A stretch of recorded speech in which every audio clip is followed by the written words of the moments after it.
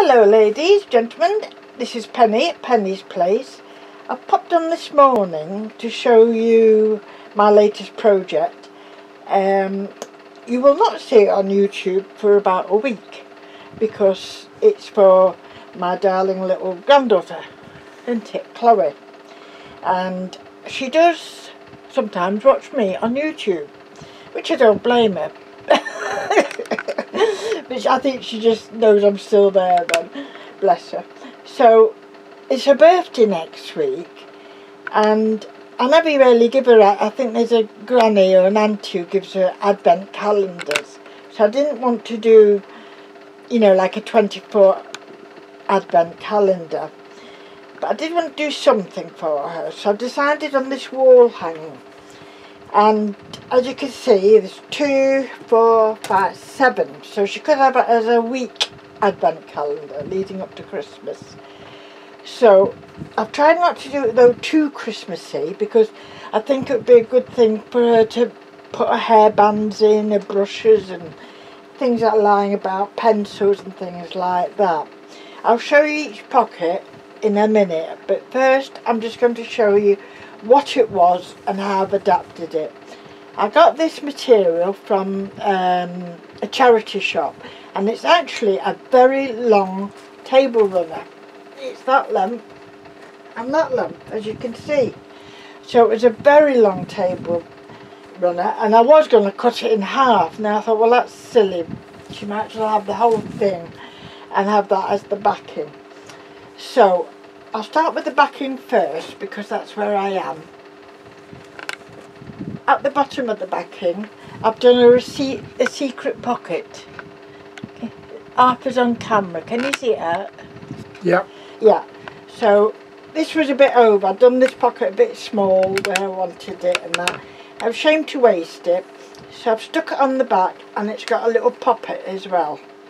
So that can be a secret pocket. Okay, and it hangs. I turn it around again. I've got a wooden dowel through there at the top, and then attached to the back is a gold ribbon. Yep, and I've covered what I've sewn. I sewed it by hand, and I've covered it with another piece of lace and a little piece of wedding applique. Okay, so I'll put it back again, and I'll start at the top. So the first pocket I did, I don't know if Harper wants me to do it this way. Can you see it that way up? Yeah. So the first pocket I've done, it's more of a square pocket, and there's a little bit of satin there. I've just cut out the square mainly from just cotton fabric, which is mostly been tea dyed. So that was the start. I've added a little bit of satin there, piece of blue lace, beige lace, in fact I think that was tea dyed, but then I brightened it up with some pink for her, and a lovely little lace butterfly, which I put 2 little pearls, black pearls, and 2 little diamantes there, and I found this little teardrop flower. So that's sweet, and it's got a few dangles as well there. So I think that worked out very well. All of the pockets are lined, and they're lined with wedding dress satin. So they're quite nice to put your hand in, nice and soft. The second pocket along, I've had this ballerina. I've actually photocopied it onto fabric, and I've had it around for quite a while. And I thought, oh, I do love that colour, so I thought I'd put it on this one, and at the back I've put 2 leaves and some little diamantes. It looks a bit like a fairy now, doesn't it, as if she's got wings. Nice applique here, and then I covered the whole pocket after I put the ribbons in with a glittery gauze, just to give it some sparkle, that one. Okay, and then at the top there's this lovely fringe I've got. I've not had it very long, and this first time I've been able to use it. And there's some lovely yellows, pinks and blues in there. And that one's lined, of course, as well. So that's the second pocket. This third pocket, I've done a picture of a little girl with a dolly, and I know Chloe's growing out of her dollies now and her teddies. She's getting so grown up. She's 12 next week. But I couldn't resist this one. It reminds me a bit of her. And I'd actually done this on, oh, what do they call it? Paper. Not tracing paper. Glassine paper. What you get in cereal packets, you know. Glassine paper. And I was trying to smooth it out, and I actually touched a bit on my iron, but lucky enough it was around the corner type of thing. So I fussy cut round it, and so I've still been able to use it, and I think it works very well in there. I've put a little bit of glittery material here, which is see-through. I think it's from an old top of mine. And some blue lace again. I've tried to stick to blue, pink and your beige. A nice little pleat flower with a little pearl in the middle, and a bit more of that one showing. And I've sewn all the way around in a zigzag stitch all the pictures on, and she's kissing a lovely dolly there. The next one, I'll have to go down a bit more, is a long pocket. Can I perceive that? Let me put, that's my picture of my Adam when he was a baby. Can you see that? Hey, he looks like a cross between Charlie Chaplin and Paul Newman, doesn't he? Not no. Charlie Chaplin. Hello, my darlings. Yeah, well, Charlie Drake. Charlie Drake, he used to have hair like that. And he looks a bit like a very young Paul Newman as well. That's how I remember him. Adam. I'm going to stick him behind there just so that I can do that. How's that? So this long pocket I've had to get for a reason, because one of the toys I'm giving her, the little things I'm giving her, is a necklace, a light up necklace for Christmas Day. And there's no way I could bend it and all that, it's got lights in it. So she's ended up with a long pocket. But then again I thought, well, it's very handy to keep rulers in or anything like that. So this one has got a little Christmas scene. It's just a church, you can see over the bridge, and it's all printed on fabric. And again I sewed it with a zigzag stitch all the way around. Some nice tea-dyed crocheted bits in the corners. I did dye that myself with ink pads, and that's come out a lovely shade of blue. And there's another picture of some roses.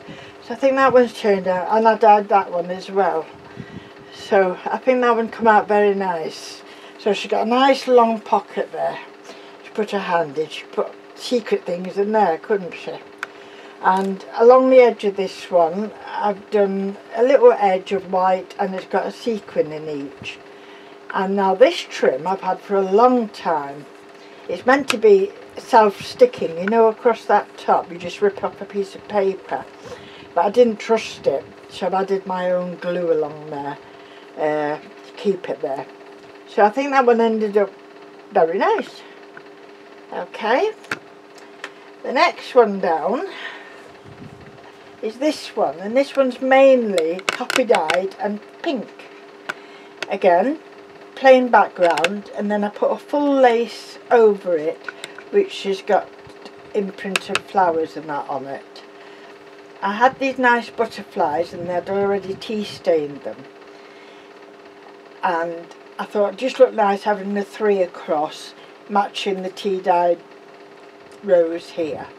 A little bit pink lace side by side, some little acrylic butterflies, as it's a butterfly scene, and a little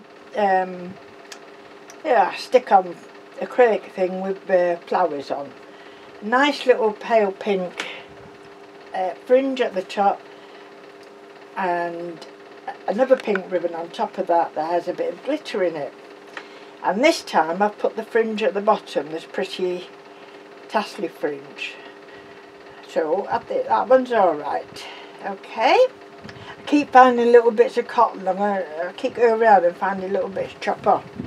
Now the last one I've done is this one, and this is the little church and gate and the bridge again. But it's not over Christmassy, I don't think. You know, I've not put Santa Claus on, have I, and things like that. So this one again, plain backing, overlaid with pink lace, some crocheted. In fact, that one I think I've cut in half. I've put half up here and half down there, and square crochet along the side. Some wedding applique in the corner. That naturally I still had the pearls on, but I've made sure they're quite safe. And I finished off a little bit of lace at the top, and this lovely little lace edging with slight sequins sewn into it. A little bit of pink lace at the bottom, and it already had this lovely lace all the way around it in crochet, so I didn't have to do anything like that. And then in between you could still see the embroidered flowers, etc. within the thing. I was wondering whether to add anything in between, but then I thought, well, depending what she's going to put in them, you know, it'll be hiding that part. So I've been to town, don't show Arthur, and some of the things I'll just show you how they work in. Some things I won't be able to put in, but I've given a little crafty thing to do, so that will fit in nicely. See, if I'd put something at the back, it would have been a bit pointless really on that. I have made her something. There you go. I've made her a nice little pad she can keep on her desk, and that can go in one of the little pockets.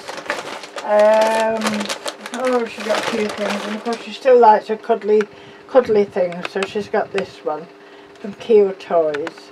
Beautiful and soft. So that'll be poking his little head out somewhere.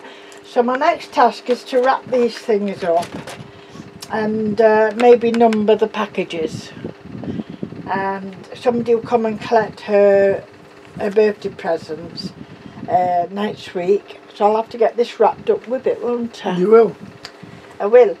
So that's it, ladies, and I think she wants macaroni cheese, doesn't she? She does. She does, so we're going to have to get the ingredients in for Nana's macaroni cheese.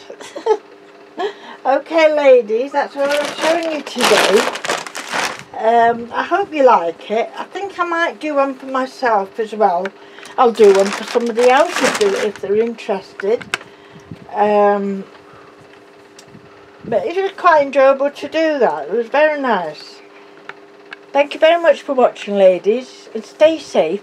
Bye for now.